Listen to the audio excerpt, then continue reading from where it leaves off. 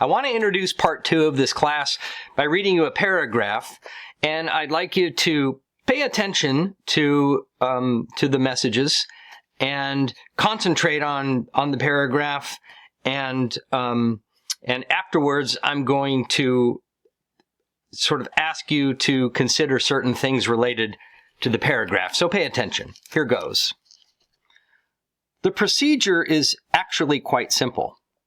First, you arrange things into different groups. Of course, one pile may be sufficient depending on how much there is to do. If you have to go somewhere else due to lack of facilities, then that is the next step. Otherwise, you are pretty well set. It is important not to overdo things. That is, it is better to do too few things at once than too many. In the short run, this may not seem important, but complications can easily arise. A mistake can be expensive as well. At first, the whole procedure will seem complicated. Soon, however, it will become just another facet of life. It is difficult to foresee any end to the necessity for this task in the immediate future, but then one never can tell. After the procedure is completed, one arranges the materials into different groups again. Then they can be put into their appropriate places. Eventually, they will be used once more, and the whole cycle will then have to be repeated. However, that is part of life. Okay, so having listened to that paragraph, how do you think you would respond if I were to ask you to take out a piece of paper and try to recall as much as you can about the information that was presented in that paragraph? Like, how much of it do you think you could recall in the short term, and then also maybe the next day, tomorrow, or sometime later? Or what if I asked you some specific questions about it that were related perhaps to your ability to comprehend the passage and then also apply it to real-world situations?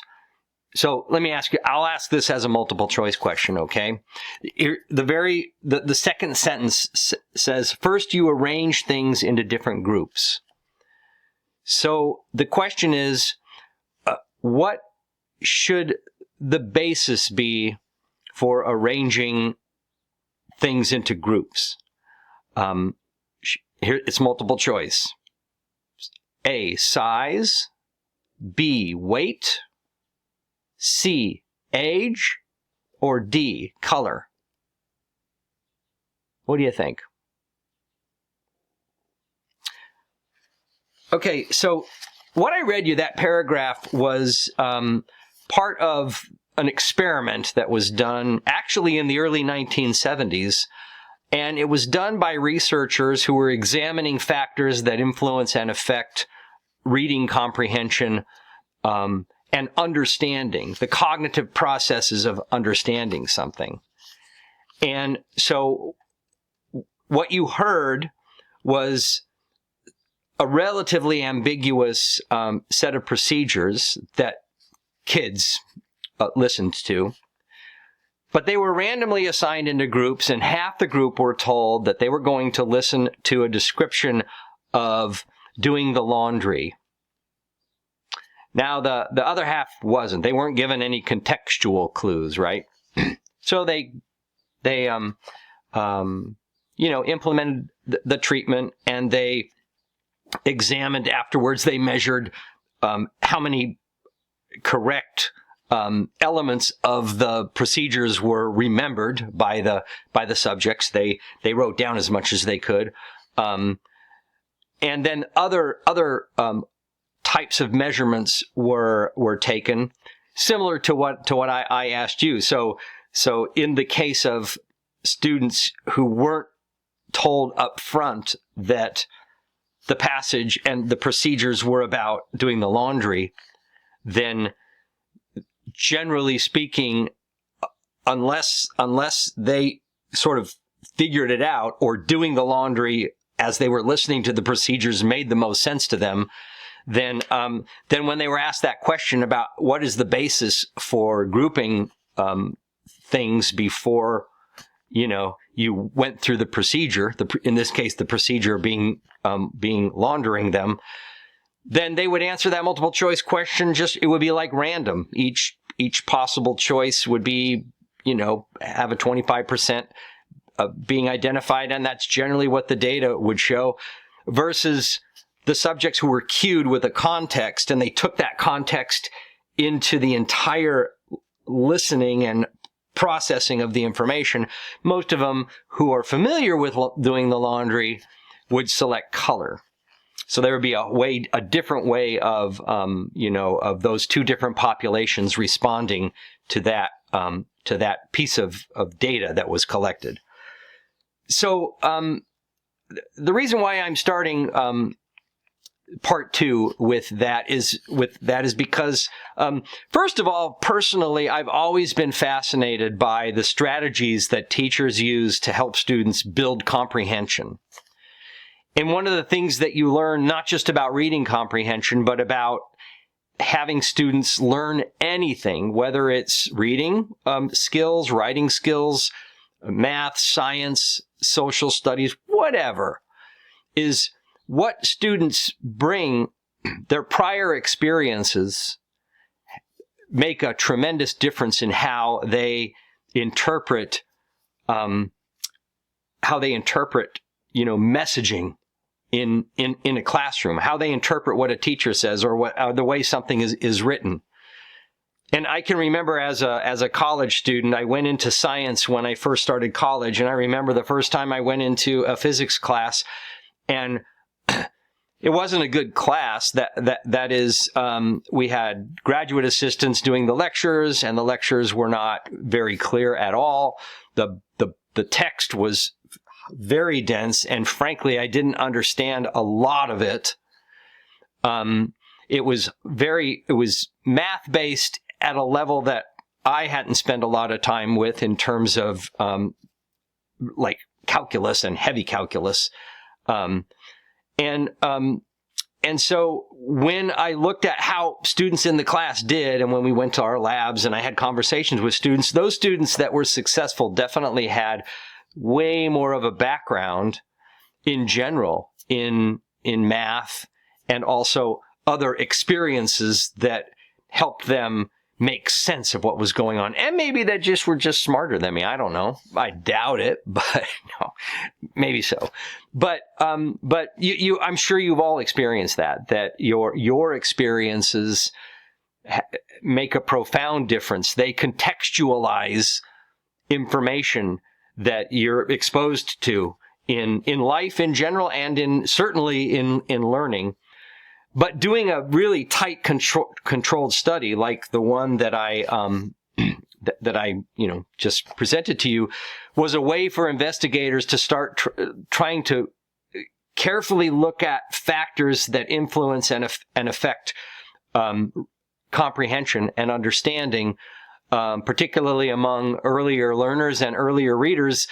And then the next step would be, okay, if you can identify the value and the role of cueing and of context in reading comprehension, then what can you do about that as a teacher to improve reading comprehension among learners? And that would be the next step. That might be more of an applied research study versus more of a basic study on cognitive processing, right? So part 2 of this class is about positivist research models. And in many, many cases, in doing scientific investigations to help answer questions and help understand or know things, the best approach might be through positivist research models versus the kind that you're going to learn about in part 3 of the class.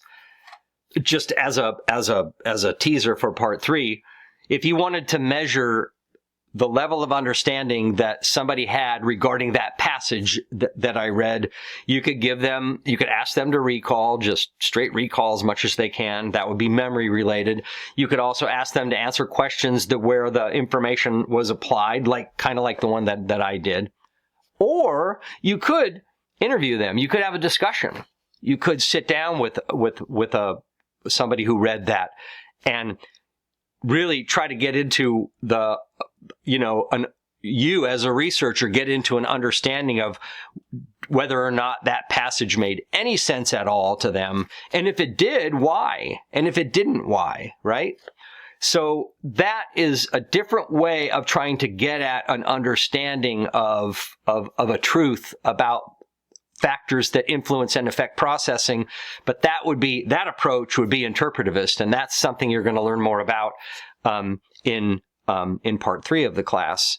But there's certainly a tremendous amount of value in examining things from a positivist or a experimental approach. Now, some further examples of how and why a positivist approaches might be the best approach for knowing things can be understood when you look at some of the misunderstandings that you examined in the first set of readings from the first part of the class. And if you recall, you were asked to read through a set of common misunderstandings related to learning and kind of reflect on, well, which misunderstanding do you think you might have labored under either now or in the past? And the one that was the top for that was mentioned the most by far by students in this class, and the one that was number one on the list was individuals learn better when they receive information in their preferred learning style, auditory, visual, or kinesthetic. And I at the very beginning of this class, when you were introduced to science in general, you were introduced to an experimental study that attempted to address whether or not that a hypothesis about learning styles could be supported empirically. And so an experimental approach was taken. Another misconception that a lot of people mentioned as something that they believed was that children are less attentive after consuming sugary drinks and or snacks. So part of the reason why parents or teachers or just people in general might think that would be true is because they observe other people, especially kids, after they've ingested a lot of sugary whatever. Or you know yourself, if you are on a sugar high or or something like that, you know that your ability to process things, at least you believe it, changes.